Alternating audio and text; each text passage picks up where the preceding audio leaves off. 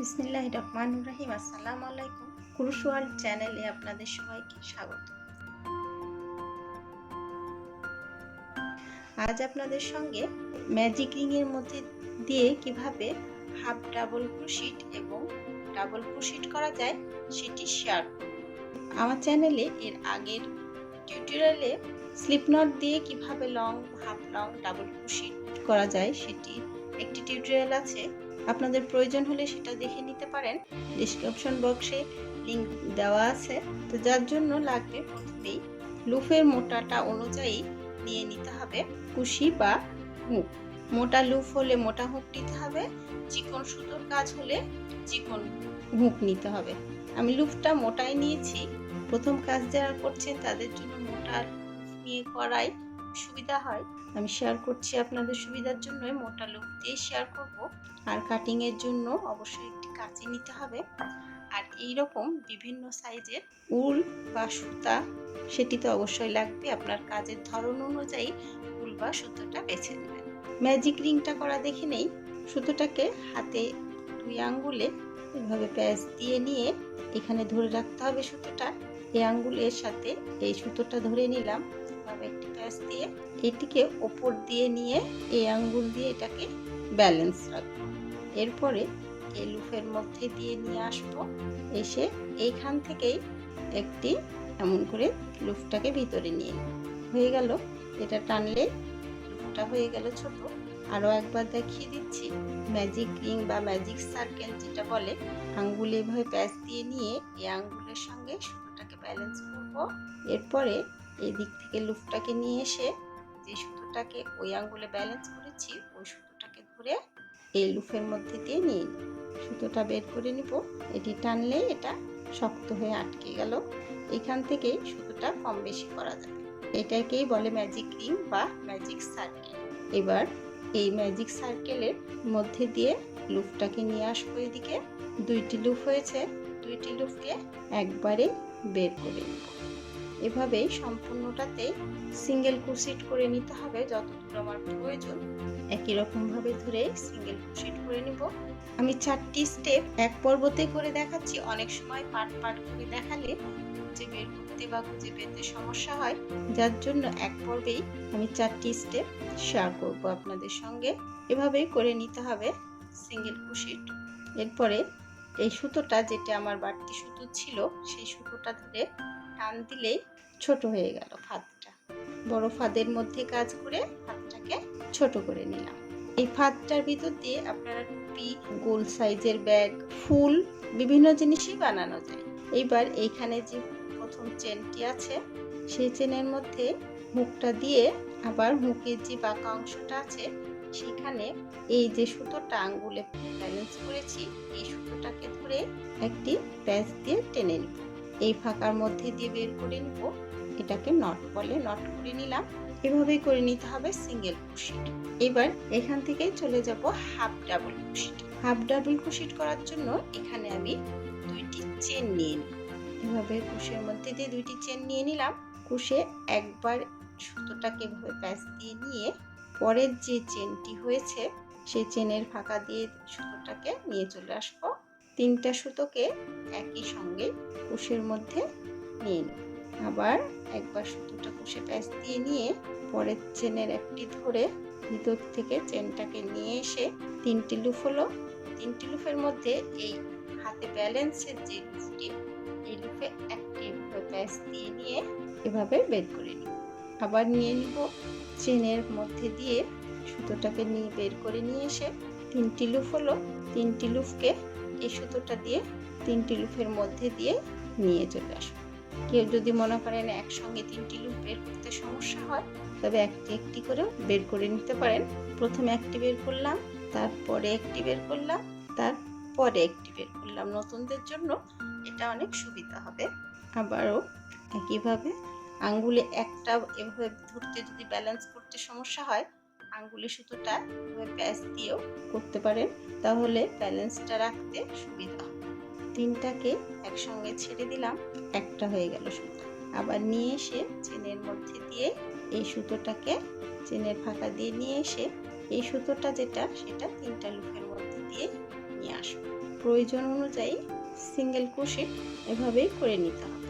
এই রাউন্ডটা শেষ করার জন্য প্রথমে যে দুইটি চেন নিয়েছিলাম সেখানে 2 নাম্বার চেনের মধ্যে দিয়ে সুতোটাকে নিয়ে এসে আগের যে সুতোটা আছে সেই সুতোর মধ্যে দিয়ে বের করে নিতে হবে। হয়ে গেল not. Magic ring, single crochet, half double crochet হয়ে গিয়েছে। এবার দেখে নিব ডাবল ক্রোশেট। ডাবল ক্রোশেটের জন্য 3টি চেন নিয়ে নিতে হবে। এরপর কুশি এভাবে সুতো একবার প্যাচ দিয়ে নিয়ে ওই চেনেরই ফাঁকার মধ্যে দিয়ে সুতোটাকে এভাবে নিয়ে আসতে হবে। 3টি লুপ হয়েছে এখানে। 3টি লুপকে 2 বারে ছাড়বো। প্রথমে 2টাকে ছাড়বো, তারপরে আবার 2টা ছাড়বো। আবার কুশি আর একবার সুতো প্যাচ দিয়ে নিয়ে পরের চেনের মধ্যে কুচ দিয়ে সুতোটাকে নিয়ে আসতে হবে। 2টা লুপ একবারে ছাড়তে হবে, আবার 2টা হয়েছে সেই 2টাকে আবার ছাড়তে হবে। আপনাদের সুবিধার্থে আরো একবার করে দেখিয়ে দিচ্ছি। কুশে একবার সুতা প্যাচ দিয়ে নিয়ে চেনের মধ্যে কুশটা দিয়ে এইখানে সুতোটা আঙ্গুলের যে ব্যালেন্সের সুতোটা, এই ব্যালেন্সের সুতোটাকে ধরে কুশে প্যাচ দিয়ে নিয়ে ভিতর দিয়ে নিয়ে আসবো। এইখানে আবার একটি কুশে প্যাচ দিয়ে সুতো নিয়ে 2টি লুপ ছাড়বো, আবার পরে 2টি লুপ ছাড়বো। আমার টিউটোরিয়ালে নতুন যারা, তারা অবশ্যই আমার টিউটোরিয়ালটাকে সাবস্ক্রাইব করে পাশে থাকা বেল আইকনটি প্রেস করে দিবেন। আর যারা সাবস্ক্রাইব করেছেন তাদেরকে অনেক অনেক ধন্যবাদ। আর কুশি কাটার কাজ শিখতে নতুন যারা বা শিখছে বা শিখতে আগ্রহী যারা, তাদের সঙ্গে অবশ্যই শেয়ার করুন। আজকের টিউটোরিয়ালটা নতুনদের জন্য অনেকটাই আশা করি হেল্পফুল হবে।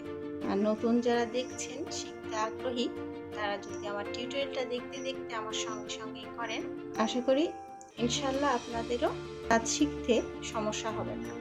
এভাবেই করে নিতে হবে সম্পূর্ণ রাউন্ডটা।